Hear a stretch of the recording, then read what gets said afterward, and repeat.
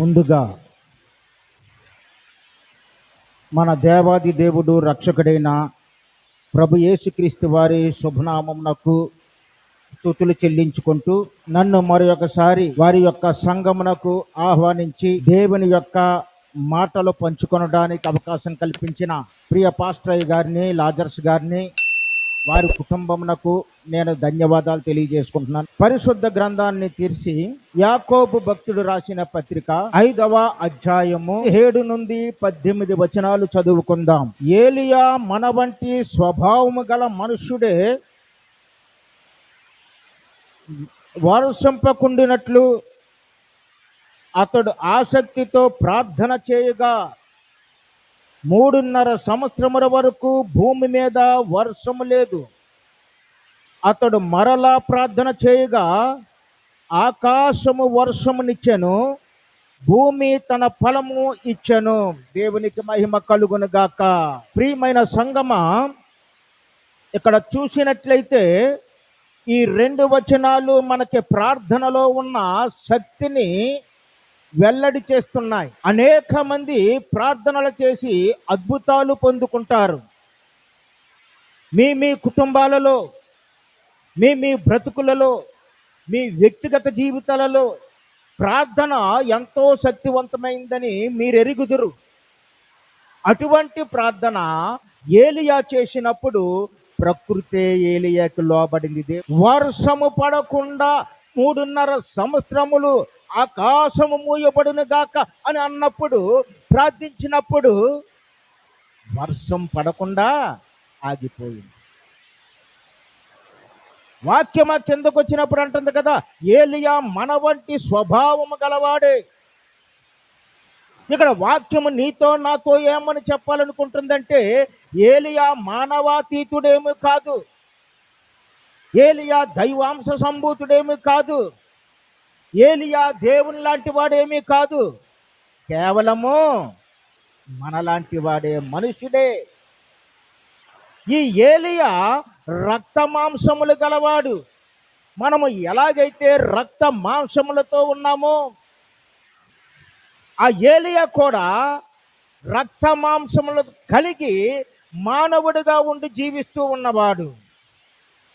ఈ ఏలియా మనలాంటి స్వభావము, మనలాంటి మనసు, మనలాంటి ఆలోచన కలిగిన వాడు.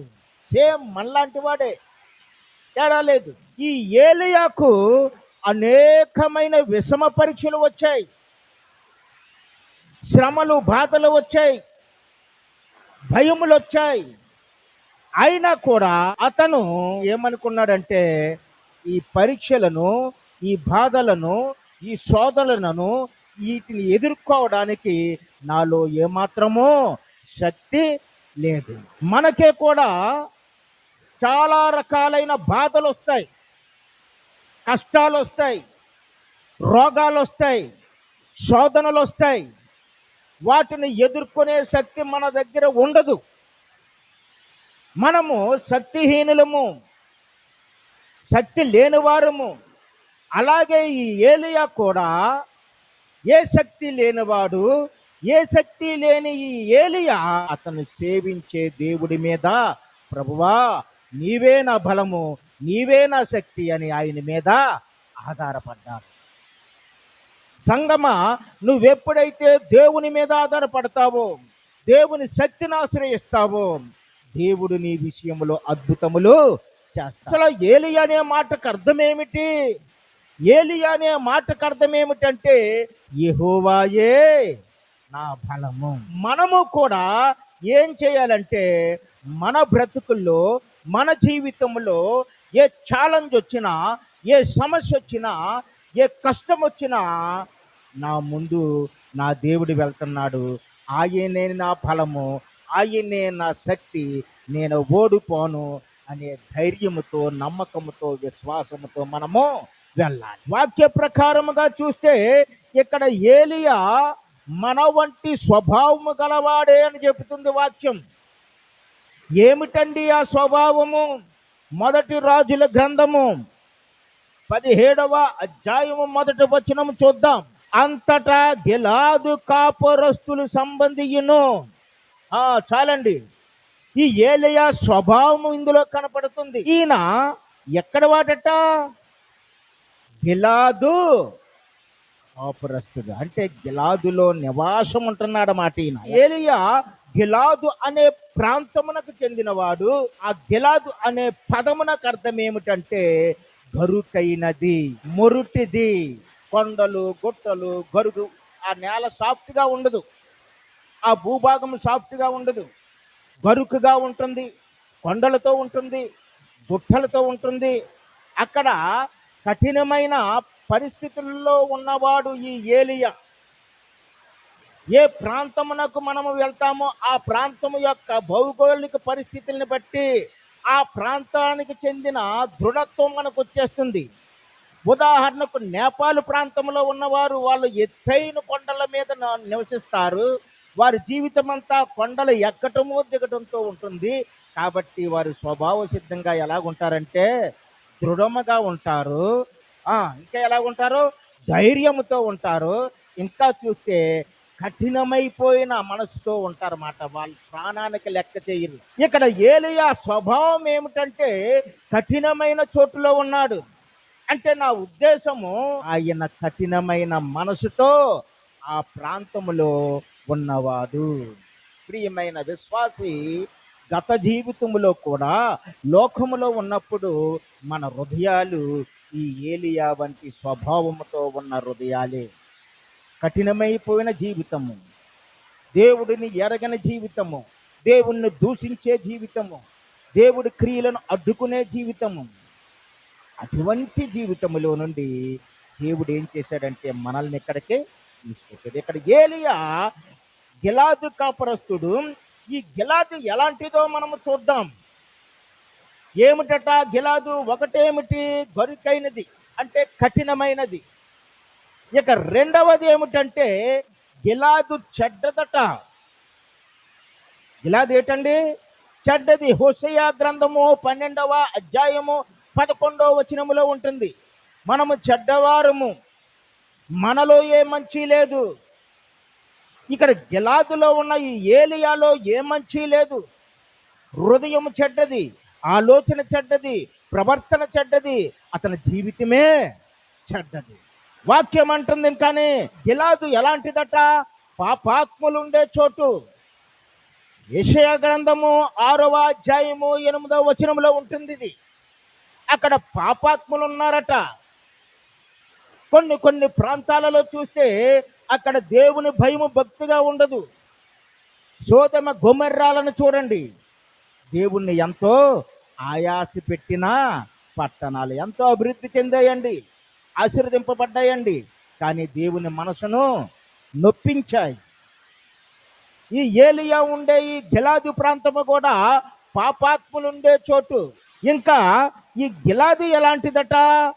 నరహంతకులు అడుగులు వేసిన చోటట. అక్కడ నరహత్య చేసే వాళ్ళు ఉన్నారు, మర్డర్స్ ఉన్నారు, నరహంతకులు నడయాడిన చోటది. ఇది కూడా హోషేయ గ్రంథము 6వ అధ్యాయము 8వ వచనములోనే ఉంటుంది. ఇంకా ఈ గిలాదు ఇంకా ఎలాంటిదంటే గుగ్గిలము లేని చోటు. ఇర్మియా గ్రంథము 8వ అధ్యాయము 22వ వచనంలో మనకి వాక్యము కనపడుతుంది. గుగ్గిలము దేనికండి? యేసు ప్రభు వారికి జ్ఞానులు గుగ్గిలమును తీసుకొని వచ్చారు. గుగ్గిలము ఆరాధనకు ఉపయోగించేది, గుగ్గిలము నైవేద్యములో ఉపయోగించేది, గుగ్గిలము ఔషధముగా కూడా ఉపయోగించేది. గుగ్గిలము దేనికి ఉపయోగిస్తారండి? ఔషధం. ఆనాడు మనకలాగా ఇప్పుడు మెడికల్ షాప్కి వెళ్ళి ట్యాబ్లెట్లు తెచ్చుకుని వేసుకుంటే నొప్పి తగ్గిపోయే మందులు ఆ రోజుల్లో లేవు. ఎవరికైనా మెడ నొప్పి పెట్టినా, కాలు నొప్పి పెట్టినా, ఇరికి పెట్టినా, ఏం పెట్టినా అన్నిటికీ ఒకటే మందు. అదేంటంటే గుగ్గిలం. గుగ్గిలం వేసుకుంటే నొప్పులు తగ్గాయి, ఉపశమనం వచ్చేది. ఔషధములు లేని చోటు, ఆరాధన లేదు, అంటే గుగ్గిలం ఆరాధనకు ఉపయోగపడుతుంది. ఇలాంటి చోటులో ఏలియా నివసిస్తూ ఉన్నాడు. అందుకే అంటారు ఆ ఏరియాలో ఉన్న వారిని ఏమని పిలిచారంటే గిలాదులో ఉన్న వారిని కర్కశులు, కఠినమైన వారు, కఠినమైన మనసు గలవారు అని పిలిచారు. ఇప్పుడు ఏలియా అటువంటి మనసు కోసం చూడటం లేదు.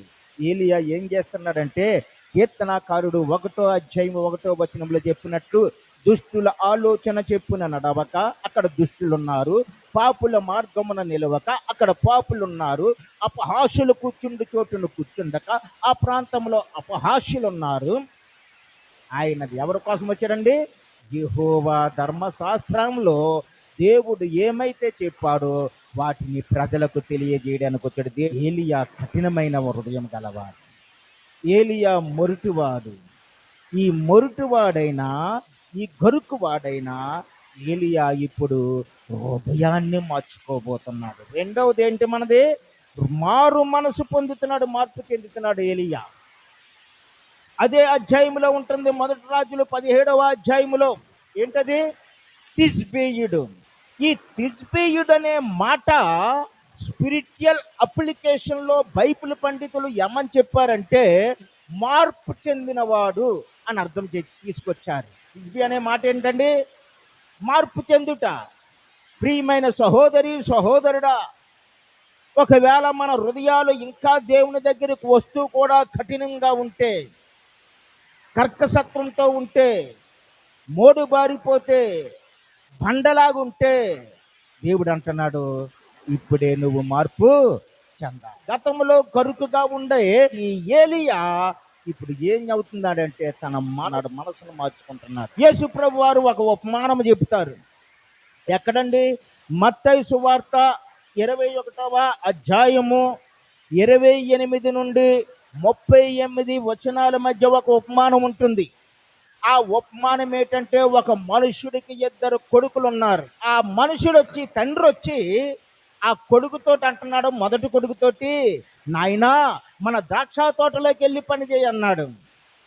ద్రాక్ష తోట అంటే దేవుని యొక్క వనం. నువ్వు దైవికమైన పని చేయి అన్నాడు. అర్థంలో ఆ పెద్ద కొడుకు ఏమన్నాడంటే నేను వెళ్ళను అని చెప్పి మొండికేసి కూర్చున్నాడు. ఆ తర్వాత ఆలోచించుకున్నట్టుకున్నాడు. ఆలోచించుకొని మనసు మార్చుకొని ద్రాక్ష తోటకెళ్ళి పని చేశాడు. రెండవ కొడుకున్నాడు. రెండవ కొడుకు దగ్గరికి వెళ్ళి ఈ మనుషుడు అడిగాడు, నాయనా మన ద్రాక్ష తోట ఉంది కదా, నువ్వు వెళ్ళి పని చేయరా అంటే వీడి పెద్ద కేటుగాడు, అలాగే నాన్నగారు నేను తప్పకుండా వెళ్తానండి అన్నాడు. కానీ వాడు పోలేదు. వీళ్ళిద్దరిలో మొదటి వాడు కర్కశుడైనా, మూర్ఖుడైనా, మూఢుడైనా మనసు మార్చుకొని దేవుని మాటకి లోబడ్డాడు. ఈ ఏలియా కూడా దేవుని మాటకి లోబడ్డాడు. అంటే ఏలియా ఎన్ని దశలు దాటుకుంటూ వచ్చాడు? మొదట ఎక్కడి నుండి ప్రారంభమైంది? గిలాదు మొరిటితనము నుండి ప్రారంభమైంది, గరుకుతనము నుండి ప్రారంభమైంది. తర్వాత ఎక్కడికి వచ్చింది ఏలియా జీవితము? తిజ్బీ అంటే మారు మనసు పొందే స్థితికి వచ్చాడు ఏలియా. మనము కూడా గతంలో ఎలాగున్నా అది విడిచిపెట్టేయి దేవుని దగ్గరికి వచ్చిన తర్వాత అనుక్షణము ప్రతిదినము నీ మనసు మారుతూనే ప్రభువు వారి స్వరూపంలోనికి రూపాంతరము చెందాలి. మూడవది ఏమిటంటే ఈ ఏలియాలో ఉన్న మరొక స్వభావం ఏమిటంటే ఓర్పు కలిగిన వాడు. 1 రాజులు 17 అధ్యాయము ఒకసారి చదువుదాం అమ్మ. 2 వచనము నుండి చదువుదాము. పిమ్మట యెహోవా వాక్కు తూర్పు వైపునకు పోయి యోర్దానుకు ఎదురుగానున్న కెరూతు వాగు దగ్గర దాగియుండుము. చాలమ్మా. దేవుడు వాక్కు ఏలియా విన్నాడు. దేవుడు ఏలియాతో మాట్లాడాడు. ఆ రోజులలో ఈ ఇజ్రాయేలు దేశాన్ని పరిపాలిస్తున్నవాడు అహాబు రాజు. ఇజ్రాయేలు రాజులందరిలోకి అతి చెడ్డవాడు, భ్రష్టుడు. యెజెబెలు యొక్క చేతిలో కీలుబొమ్మ. ఈ యెజెబెలు ఎలా చెబితే అలా ఆడించేవాడు. యెజెబెలు తన ఊరిలో నుండి వివాహం చేసుకున్న తర్వాత తండ్రిని పొలాలు అడుగుతుంది. ఎవరన్నా ఆడపిల్ల పొలాలు అడుగుతుందండి, కట్నం అడుగుతుంది, ఆస్తి అడుగుతుంది, నగలు అడుగుతుంది. ఆ సీదోను దేశంలో నుండి, ఆ తూరు ప్రాంతంలో వారు చేస్తున్న ఆరాధనలో నుండి ఈమె ఏమడిగిందో తెలుసా? నాన్న నాన్న, నీ వస్తు సామాగ్రి కానీ, నీ ధనము కానీ, నీదేది నాకొద్దు, నాకు బయలు ప్రవక్తలు కావాలని చెప్పి ఆమె వెంట ఎవరిని తెచ్చుకుందే? ఆస్తిని తెచ్చుకోలేదు. ఇజబెలు తను వస్తున్నప్పుడు ఆస్తిని తెచ్చుకోలేదండి కట్నంగా. ఏం తెచ్చుకుంది? బయలు ప్రవక్తలను తెచ్చుకుంది.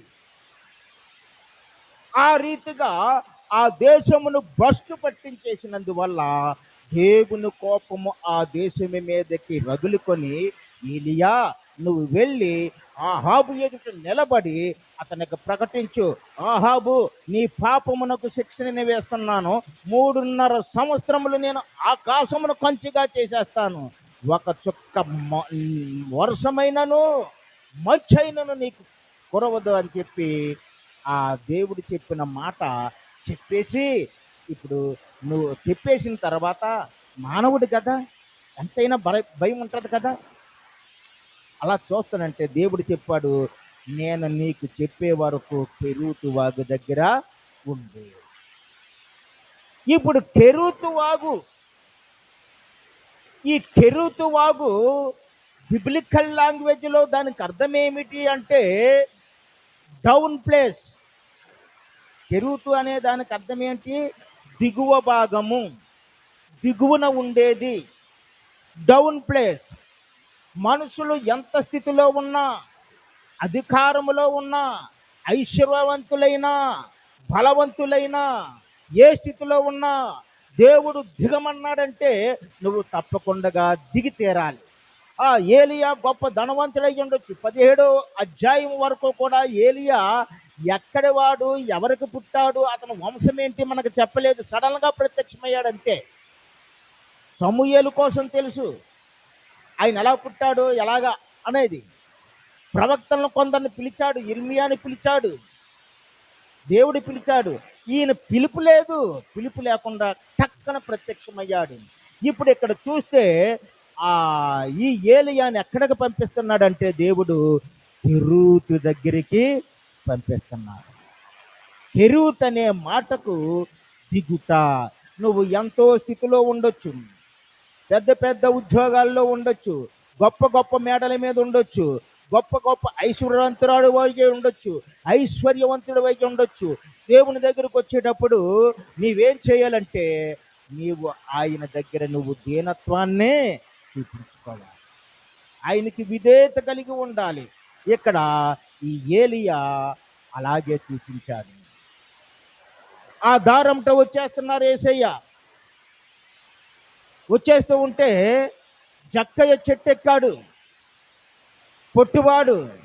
ఆ చెట్టు దగ్గరికి వచ్చి పైకి చూసి, జక్కయ్య దిగు అన్నాడు. అప్పుడు జక్కయ్య ఏమనాలా? లేదు లేదు, అసలు నువ్వు ఎలాగుంటావో చూద్దారనుకున్నాను, నీకోసం చాలా చెప్పారు, నేను చూసేసాను, నువ్వు వెళ్ళిపో, నేను దిగననాల. కానీ జక్కయ్య అనలేదు. ఆ మాట విన్నంటనే జక్కయ్య వెంటనే దిగాడు. దేవునికి స్తోత్రము కలుగును గాక. వెంటనే దిగాడు. అందుకే అతనికి, అతని కుటుంబమునకు రక్షణ వచ్చింది. మన జీవితాలు రక్షింపబడాలంటే మన దేవుడు ఏ మాట చెబితే ఆ మాటను మనము ఆచరించాలి. భూమిని వెంబడించిన వారికి సుఖాలు ఉంటాయండి? సుఖాలు ఉండవు, సౌకర్యాలు ఉండవు. ఇంకా చూస్తే నిద్రాహారాలు లేకపోవచ్చు. అయినా ఇవన్నీ దేవుడు నాకు పెడుతున్న పరీక్షలు. దేవుడు పెట్టే ప్రతి పరీక్షలోని నేను గెలవాలి, నెగ్గాలి అనే తపన ఉండాలి. ఆ తపన ఉన్నవాడు ఈ ఏలియా. మనము కూడా అలాంటి తపన కలిగే ఉండాలి. అపోస్తులుడైన పేతురు గారు, 1 పేతురు 1వ అధ్యాయము 6-7 వచనాల్లో ఏమంటున్నాడంటే మనము పరీక్షించబడుతున్న రీతిని చెబుతున్నాడు. పేతురు మనకేం చెబుతున్నాడంటే, విశ్వాసులారా మీరు పరీక్షించబడుతున్నారు. శోధనలు వస్తాయి, దుఃఖాలు వస్తాయి. ఈ శోధనలు వచ్చినప్పుడు దుఃఖాలు వచ్చినప్పుడు, కష్టాలు వచ్చినప్పుడు మీరు విశ్వాసాన్నే విడిచిపెట్టకూడదు. విశ్వాసాన్ని కాపాడుకోవాలి. ఎలా కాపాడుకోవాలంటే, నశించిపోవు సువర్ణము అగ్ని పరీక్ష వలన శుద్ధిపరచబడుతుంది కదా. ఈ కష్టాలు, ఈ బాధలు, ఈ నష్టాలు ఇవన్నీ కూడా నిన్ను ఆత్మీయ జీవితంలో మరింత మెరుగుపరుస్తాయి, శుద్ధిపరుస్తాయి అని చెబుతున్నాడు. ఈ ఏలియా జీవితంలో ఏమైనా మలినం ఉంటే ఆయన ఓర్పుతో ప్రభువు పెట్టిన ఆ పరీక్షలు కానీ, ప్రభువు పెట్టిన ఆ శోధనలు కానీ ఆయన సహించాడు. ఏమన్నాడు? ఆ కెరీతు వాగు దగ్గర నీరైపోయింది. ఆ కెరీతు వాగు దగ్గర ఉన్నాడు. పొద్దున్నేమో కాకి వచ్చేది, ఒక రొట్టె మాంసం ముక్క తెచ్చేది. సాయంత్రం మరలా వచ్చేది, ఆ రొట్టె మాంసం ముక్క తెచ్చేది. అయిపోయింది. అలా కొన్నాళ్ళు అయిన తర్వాత ఆ నీరు ఎండిపోయింది. ఇప్పుడు ఎక్కడికి వెళ్ళమన్నాడంటే సారేపతి ఎదవరాల దగ్గరికి వెళ్ళమన్నాడు. ఇవన్నీ కష్టాలు. ఒక భద్రత గల జీవితంలో భద్రత లేని దారులు ఇవన్నీ. మనము కూడా ప్రభువులోకి వచ్చామంటే సుఖాలు కోరుకుని రాకూడదు. ఈ ఏలియా అటువంటి గొప్ప పని చేశాడు. ఇక తర్వాత చూసినప్పుడు ఈ ఏలియా రోషము గల దైవజనుడిగా కనపడుతున్నాడు. అక్కడ ఉన్నవాడెవడు? అహబు రాజు. చాలా బలమైన వాడు. ఆ బలమైన రాజు కంటే ఇంకా బలమైనది ఎవరు? యెజెబెలు. సాతానికి సాదృశ్యముగా ఉన్నది. మరి ఆ బలమైన రాజు ఆ యెజెబెలు యొక్క ఆ తాకిడి నుండి, ఆ ఒత్తిడి నుండి, ఆ భయపెట్టే ఆ భయంకరమైన పరిస్థితుల నుండి దేవుడు ఈ ఏలియాను గొప్ప ధైర్యవంతుడిగా చేసేసాడు. అంచనంలో దీని యొక్క బ్యాక్గ్రౌండ్ ఏమిటి అంటే, ఏలియా దగ్గరికి దేవుని వాక్కు వచ్చింది. ఏలియా 3.5 సంవత్సరాల దగ్గర అవుతుంది కదా, ఇంకా నువ్వు ఎక్కడికి వెళ్ళాలంటే ఆహాబును దర్శించాలి. ఆ రాజు దగ్గరికి వెళ్ళి చెప్పు, ఇదిగో నేను భూమి మీద మరలా వర్షమును కురిపించబోతున్నాను. ఏమిటి? అధ్యాయాలు 2 కూడా వర్షం మీద ఉంది.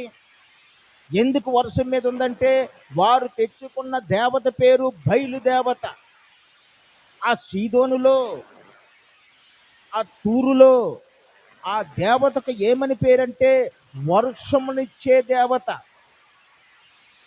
పంటలు పండించే దేవత అని పేరు. అందుకని ఈ దేవుడైన యెహోవాను వారు మర్చిపోయారు, సజీవుడైన దేవుణ్ణి మర్చిపోయారు. సజీవము కాని వాటిని వారు ఆరాధిస్తున్నారు కాబట్టి వాటి వల్ల ఏ పని జరగదు. అందుకే నేను కరువును రప్పించానని తెలియటం కోసము అక్కడ దేవుడు ఏలియాను పంపించి ఈసారి నేను వర్షమునిస్తున్నానని చెప్పి అన్నాడు.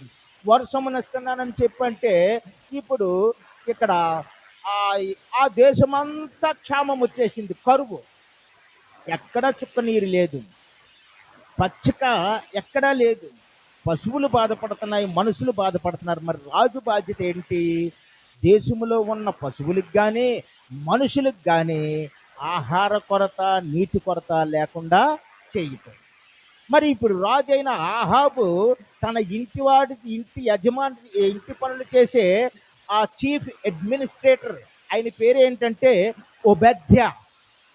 ఒబద్యాతో మాట్లాడి, ఒబద్యా నేను ఈ పక్కకి వెళ్తాను, నువ్వు ఈ పక్కకి వెళ్ళు, మన ఇద్దరము చెరో దారి వెళ్తాము. మన రాజ్యంలో ఎక్కడైనా పచ్చిక ఉందేమో, ఎక్కడైనా నీటి కొనల్లో నీరుందేమో కనిపెట్టి మన ప్రజలకు వాటినన్నా అందిద్దాము, మన పశువులకు ఆ మేతనైనా ఇద్దాము అని చెప్పి చెరో దారిని వెళ్ళటం మొదలుపెట్టారు. ఆహాబు ఒక దారిని వెళ్తున్నాడు, ఒబద్యా ఇంకొక దారిని వెళ్తున్నాడు. ఒబద్యా వెళ్ళిన దారిలో సడన్గా ఎవరు కనపడ్డారు? ఏలియా కనపడ్డాడు. కనపడి, ఒబద్యా నేను నీ రాజును కలవబోతున్నానని చెప్పు. అల్లిపోతున్నాడు ఇతను. అయ్యా వాళ్ళిద్దరికి నువ్వంటే పడదు, మా రాజు మా రాణి కూడా నీవు కనపడితే నిన్ను చంపేయాలని ఆజ్ఞలు జారీ చేశారు. అలాంటి వారి దగ్గరికి వెళ్ళి కనపడతానంటున్నా. నేను కనపడతానని చెప్పు, నేను దర్శిస్తానని చెప్పు. నీ రాజుకు ఒక మాట చెప్పాలి. నీ రాజుకు ఒక మాట చెప్పాలి. సరే, వెళ్ళారు. వెళ్ళి చెప్పినప్పుడు, రాజుకి ఉపధ్యాయ చెప్పినప్పుడు, ఆ రాజు ఏలియాతో మీటింగ్ ఏర్పాటు చేసుకున్న తర్వాత ఇప్పుడు ఏలియా యొక్క విశ్వాసము చూడండి. ఏలియా విశ్వాసము ఎంతటి వారినైనా తన దృఢమైన హృదయంతో ఎదిరించే విశ్వాసము. దొరికితే వెంటనే చెరసాల పాలు చేయగలడు. ఎవరు? రాజు. కానీ ఏలియా భయపడలేదు. మనము కూడా మన జీవితంలో జటిలమైన సమస్యలు వచ్చినా, కఠినమైన కష్టాలు వచ్చినా మన విశ్వాసాన్ని ఎంత మాత్రమో వదులుకోకూడదు. వదులుకోకుండా ఏం చేయాలండి? మెలకువగా ఉండి ప్రార్థన చేయాలి. అందుకే కొరింథీయులకు రాసిన మొదటి పత్రిక 16వ అధ్యాయము 13వ వచనములో భక్తుడు అంటున్నాడు కదా, మెలకువగా ఉండుడి. మనము మెలకువగా ఉండాలి. విశ్వాసమందు నిలకడగా ఉండాలి. దేవుడు నా వెంట ఉన్నాడు. నాకు తగిన సమయం వస్తుంది. తగిన సమయంలో దేవుని హస్తం వచ్చి నాకు సహాయం చేస్తుంది. ఇది మనం నిలకడగా ఉండటం అంటే. విశ్వాసములో నిలకడగా ఉండాలి. అంతేకాదు, పౌరుషము గలవారమై బలవంతులై ఉండాలి. ఏలియా పౌరుషము గలవాడై బలవంతుడై ఆహాబు ఎదుట నిలబడి ఆహాబుకు ఒక ప్రకటన చేశాడు. ఇదిగో ఆహాబు, ఆ దేవుడు యెహోవా దేవుడు. యెహోవా దేవుడు నిన్న నేడు నిరంతరము ఏకరీతిగా ఉన్న సజీవుడైన దేవుడు. ఆయన మృతమైన వాడు కాదు. ఆయన కనపడకుండా పోయిన వాడు కాదు. నీకు ఒక మాట చెప్పమన్నాడు. ఆ మాట ఏమిటంటే, ఇక మీదట నీ దేశములో నేను వర్షమును కురిపిస్తాను. అయితే నీ దేవతలు గొప్పవు, మా దేవుడు గొప్పవాడు. నా దేవుడు పక్షంగా నేను ఒక్కనే ఉన్నాను. నీ పక్షముగా, నీ రాణి పక్షముగా 450 మంది బయలు ప్రవక్తలు ఉన్నారు. వారందరినీ కర్మేలు పర్వతానికి పిలు. ఛాలెంజ్ ఆఫ్ కర్మేలు అంటారు దీన్ని. కర్మేలు పర్వతానికి పిలు. ఆ కర్మేలు పర్వతం మీద నీ ప్రవక్తలు ఉంటారు. 450 మంది బయలు ప్రవక్తలు. నేను ఒక్కడనే ఉంటాను. ఎవరు దేవుడు గొప్పవాడు, ఎవరు దేవుడు శక్తివంతుడు, ఎవరు దేవుడు నిజమైన వాడో మనము ఛాలెంజ్ వేసుకుందాము అన్నప్పుడు ఆహాబు ఆ కర్మేలు పర్వతం దగ్గరికి ఇశ్రాయేలు ప్రజలతో పాటు 450 మంది బయలు ప్రవక్తలను కూడా రప్పించారు. వచ్చిన వారిని చూసి ఏలియా అంటున్నాడు, ఇదిగో మాకు 2 ఎడ్లనివ్వండి. ఆ 2 ఎడ్లలో వారికి నచ్చిన దాన్ని తీసుకోమనండి. ఇక్కడ కట్టెలు పేర్చి ఆ బలిని, ఆ ఎద్దును తునకలుగా కొట్టి ఆ కట్టెల మీద పెట్టి, ఏ దేవుడికైతే ప్రార్థన చేస్తే ఆ దేవుడు వచ్చి ఆ బలిని అనగా ఆ మాంసపును, ఆ కట్టెలను దహించి తగలబెట్టి బూడిద చేస్తాడు. ఆ దేవుడే నిజమైన దేవుడు. ఈ ఏలియా ఏం చేశాడంటే, వారికి ముందు చాయిస్ ఇచ్చాడు. ఎవరికి? 450 మంది వాళ్ళు తీసుకున్నారు. ఈ ఏలియా కూడా తన పశువుని, తనకు వచ్చిన ఆ పశువుని తీసుకున్నాడు. ఒక కందకము తవ్వించాడు, కట్టెలు పేర్చాడు, ఆ దూడను తునకలుగా చేశాడు. దాని మీద నుండి నీటిని పొర్లుపోయేలాగా 3 సార్లు పోయించాడు. పోయించి రెడీగా ఉన్నాడు. వారేం చేస్తున్నారు? వారు అలాగే చేశారు. కట్టెల మీద తన దూడను పెట్టుకున్నారు. పొద్దున్న నుండి సాయంత్రం వరకు వారు ఏం చేస్తున్నారంటే, ఏం చేస్తున్నారండి? ఏం చేస్తున్నారు? అరుస్తూ కేకలు వేస్తూ రా రా రా అని అడుగుతున్నారు. అది పని జరగలేదు. ఆ తర్వాత వారి దగ్గర చురకత్తులాంటివి ఉంటాయి, వాటితోటి శరీరమును కోసుకుంటున్నారు. ఇది పని జరగలేదు. సాయంత్రం వరకు వారు ఏం చేసినా అవ్వలేదు. ఇప్పుడు సాయంత్రం ఏలియా ఏం చేస్తున్నాడో చూడండి. మొదటి రాజుల గ్రంథము 18వ అధ్యాయము 30వ వచనానికి వచ్చాయమ్మా. అప్పుడు ఏలియా జనులందరూ అతని దగ్గరికి వచ్చిరి. అతడు కింద పడదోయబడి ఉన్న యెహోవా బలిపీఠమును బాగు చేసి, యెహోవా బలిపీఠమును బాగు చేశాడండి. బలిపీఠం అంటే ఏమిటి? మన ప్రార్థన. బలిపీఠం అంటే ఏంటండి? ప్రార్థన.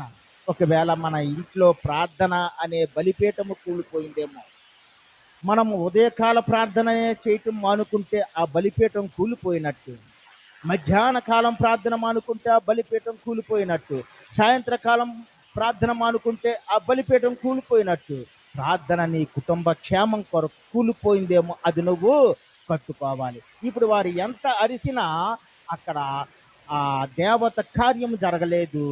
ఎప్పుడైతే ఏలియా ప్రార్థన చేశాడో యెహోవా అగ్ని ఏం జరిగిందండి?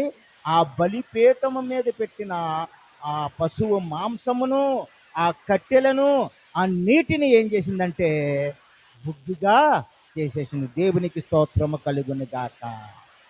ఇప్పుడు ప్రజలందరూ యెహోవాయే దేవుడు. మేము ఇప్పటి వరకు తప్పుడు దేవుళ్ళ దగ్గరికి వెళ్ళాము, తప్పుడు ఆరాధన చేశామని తెలుసుకున్నారు. అంత మాత్రమేనా? ఏలియా ఆజ్ఞ ఇచ్చాడు, వీరినందరినీ పట్టుకొని కీషోను దగ్గరికి తీసుకురండి. ఎక్కడికే? కీషోన్ అనేది ఒక వాగు. కీషోన్ అనే వాగు వంపులు వంపులుగా ఉంటుంది, మలుపులు మలుపులుగా ఉంటుంది. మన జీవితంలో వంకర టెంకర మార్గాలుంటే సరిచేసేది అది. ఇప్పుడు ఆ దేశములో వంకర టెంకర పద్ధతులు ఉన్నాయి. వాటిని దేవుడు సరిచేయడానికి వీరందరినీ కీషోను దగ్గరికి తీసుకొచ్చి 450 మంది బయలు ప్రవక్తలను అక్కడ వధించటము జరిగింది. ఇప్పుడు దేవుడి పక్షముగా విజయం వచ్చింది. మనము కూడా విజయం పొందాలంటే ఏం చేయాలి? ఈ ఏలియా వలె ఉండాలి. ఏలియా ఎలాంటి వాడండి? మనలాంటి మనుషుడే. ఏలియా మొరటివాడు. ఏలియా మనసు మార్చుకున్నాడు. ఏలియా ఓర్పు కలిగి ఉన్నాడు. ఏలియా రోషము గలవాడే ఎదుర్కొన్నాడు. ఈ ఏలియా బలిపీఠం అనగా ప్రార్థన ద్వారా విజయము పొందాడు. కాబట్టి మనము కూడా అటువంటి విజయము ప్రార్థన ద్వారా పొందుకోవాలని, మీ కుటుంబాలు ఆ ప్రార్థన ద్వారా ఆశీర్వదింపబడాలని కోరుకుంటూ దేవుని నామమును బట్టి వందనాలు చెల్లించుకుంటూ ముగించుకుంటున్నాను.